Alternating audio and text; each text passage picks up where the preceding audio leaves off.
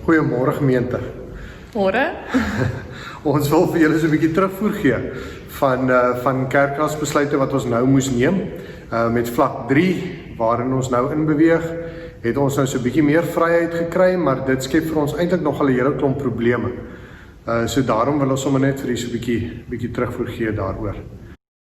Miskien kan ek sommer begin deur te sê dat ons kerkkantoor is nou oop. Die skribas wissel mekaar af, maar dit sal ook nie lank wees nie, dan sal hulle albei op kantoor wees permanent. Die koster is hierso, die personeel werk al reeds.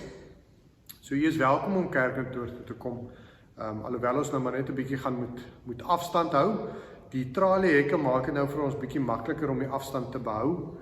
So asseblief, dis nie om onvriendelik te wees nie, maar ons gaan nie vra om agter die traliehek te staan. En dan kan ons nog steeds met mekaar praat en die afstand is goed. Ja, en dan wil ons asseblief vra dat julle almal die vrymoedigheid sal neem om vir julle ouderling in julle wijk te laat weet as daar enige siektes is of enige swaar kry net, as jy emosioneel regtig deur 'n moeilike tyd gaan, om ons te laat weet sodat ons jou kan bel, sodat ons kan gesels en ook sommer net as daar enige ander fisiese nood ook is. Ons lewer kospakkies af, dalk is daar iets anders wat jy benodig. Neem asseblief die vrymoedigheid om vir jou ouderling te sê, sodat ek en Dominee Gawie ook daarvan kan weet en op so 'n manier vir jou kan help. En dan oor die eredienste is die moeilike ene.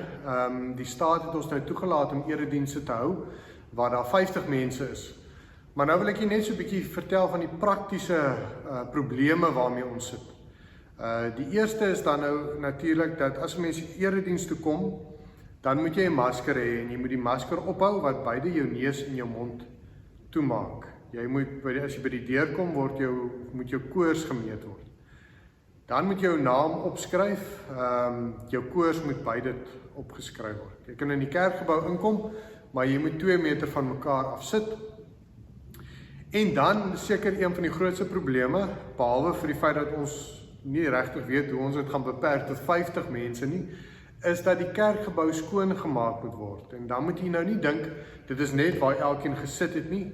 Die Engelse praat van, hy moet gedeep clean word. So die hele gebou moet na elke diens so skoon gemaak word, wat natuurlik vir ons enorme finansiële implikasies ook gaan hê.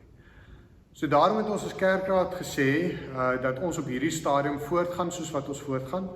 Ons aanlyn dienste word baie goed bygewoon. Ons het so Sondagse diens so rondom die 600 kykke gehad. So ons is die Here baie dankbaar daarvoor.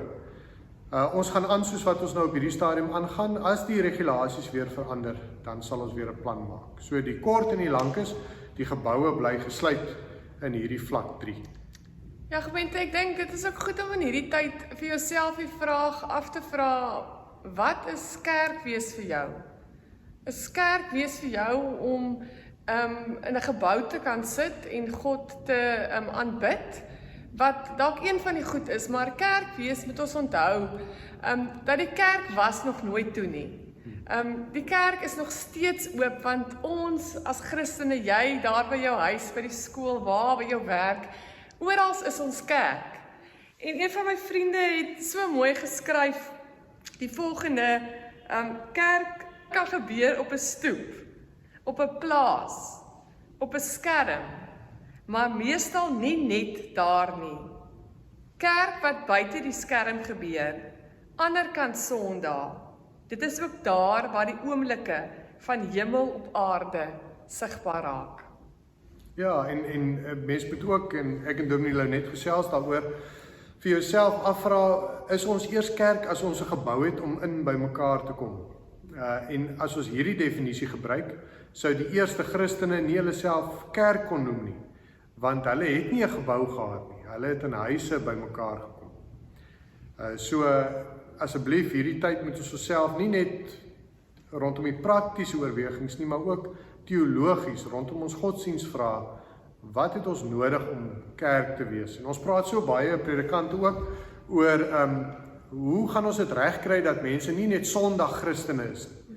En hierdie is nou regtig 'n guldige geleentheid waar ons geloof elke dag kan uitleef, daar waar ons is, daar waar ons woon en daar waar ons as gesinne by mekaar kom.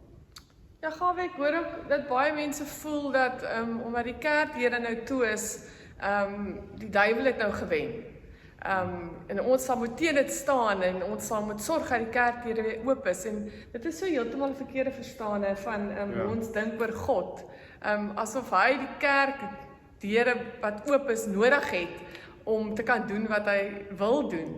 Ja, ek gesels in die week met 'n predikant in ons ring. In die ring is dit ook maar baie uiteenlopend. Sommige gemeentes, veral die kleintjies, wat minder lidmate het, hulle beskou dit as 'n geleentheid om te kan oopmaak.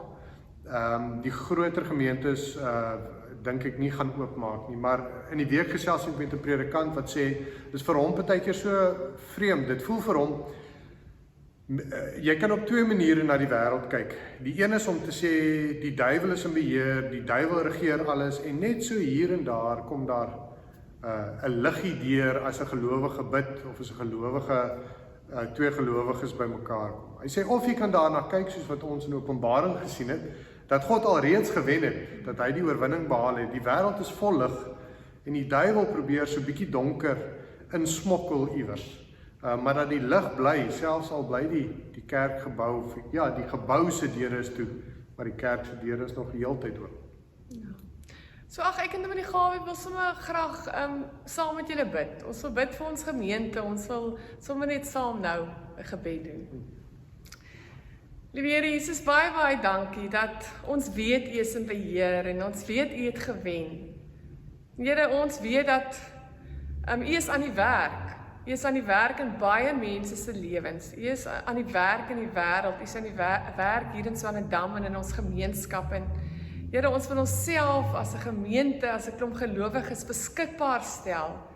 En sê, Here, maak ons oë oop sodat ons kan sien waar kan ons betrokke raak? Waar is U besig om dinge te doen? Dankie dat U 'n hand op ons gemeente is. Dankie dat U seën op ons rus, Here Jesus. En help ons ook om nie net Sondag Christene te wees nie, maar om juis in die week uit te gaan en dit te gaan uitleef die liefde van Jesus Christus. Vader, dat ons vrugte wat ons dra tot voordeel van ander sal wees, dat ons daarmee ander mense sal bedien. En o Gees van God, kom vul ons met U krag, sodat ons 'n lig kan wees in hierdie tyd. Kom seën elke gemeentelid, elkeen wat swaar kry, elkeen wat siek is, elkeen wat bekommerd is, maar ook vir hulle vir wie hierdie 'n moeilike tyd is met nuwe uitdagings. Here, wil U seën en genade op elkeen rus. Amen.